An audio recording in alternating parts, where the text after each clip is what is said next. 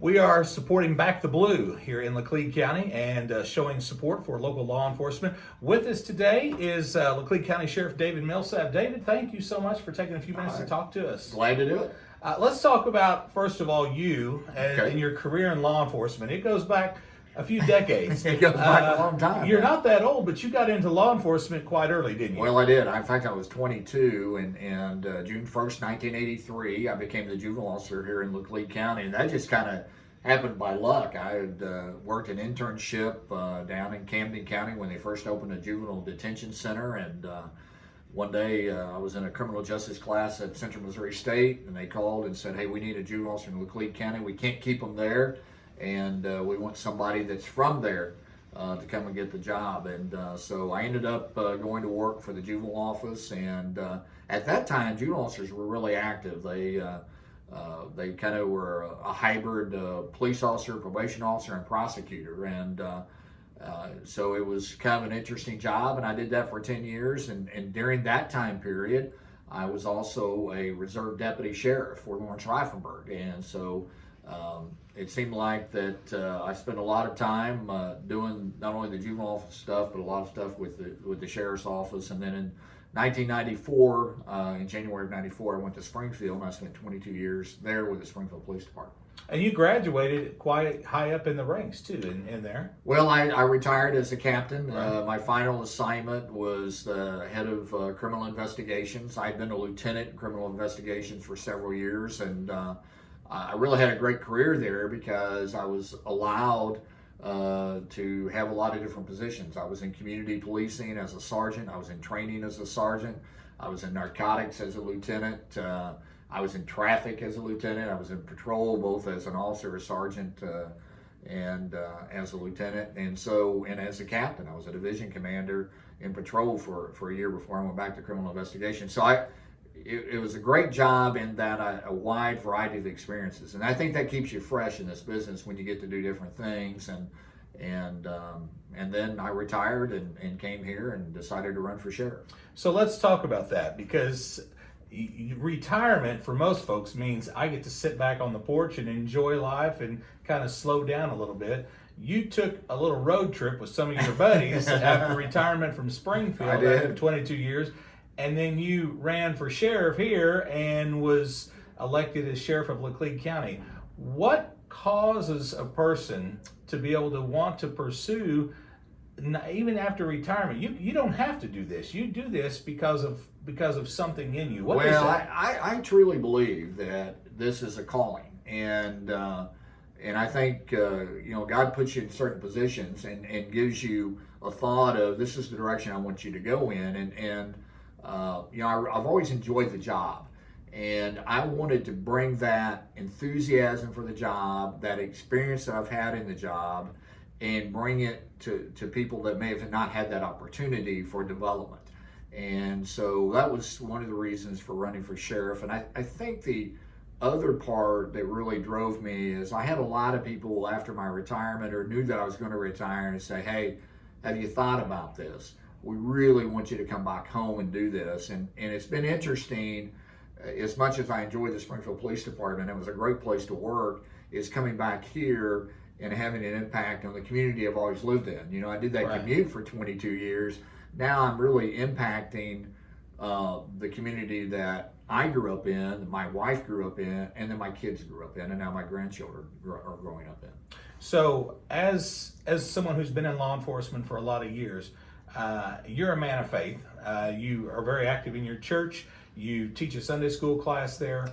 How does that interact with law enforcement? Because a lot of times people look at law enforcement people as people who are stone cold and they don't have a heart sometimes, but that's not true, is it? No, that's not true. In fact, you really find people that are good at this job, and we have a lot of them here that they do have this servant attitude, and that's what it teaches in the Bible about being a servant. And I think that by and large, those that are in this business really understand that desire to be a servant.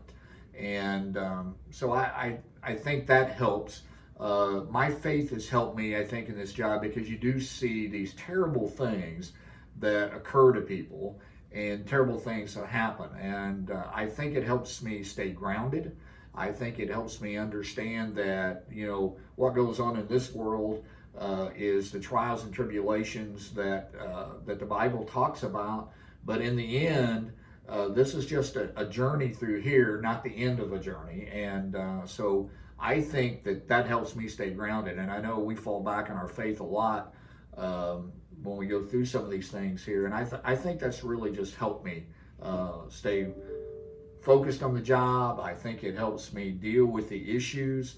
I think it allows me an opportunity to share that, especially with the employees when they're going through a hard time, that, hey, my faith has helped me understand some of the terrible things that we go through. Right. So let's talk about those officers that are under you. You've been in it, obviously, we've talked about a lot of years, but some of the things, law enforcement's not the same it was 30, 40 years ago when you entered into it. What's some of the challenges that maybe some of your officers are facing today that you are just kind of keeps you up at night thinking, man, this is not the way it used to be? Well, one is this job's always been dangerous, and while we have fewer police officers that are actually killed in the line of duty than we did in the 60s and 70s, a lot of that is because of the tactics that we now use, and also because of the advent of the bulletproof vest and those types of things. But the job is harder. It is more dangerous. I think it's more dangerous in the rural communities than it's ever been. I think people would be surprised at the call volume that the deputies work.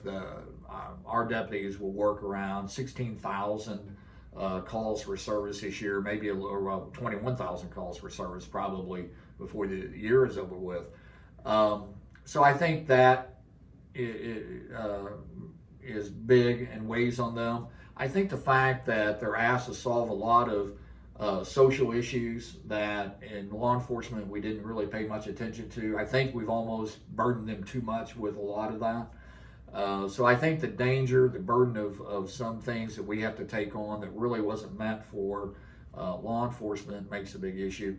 The national rhetoric, I think, gets to the younger officers. And here's what I tell my deputies is, hey, you don't police in Berkeley, California. You don't police in San Francisco or Portland or Seattle or Chicago, St. Louis or Kansas City. You're policing a community that really backs you, that really appreciates you. And Don, I'll give you a couple examples.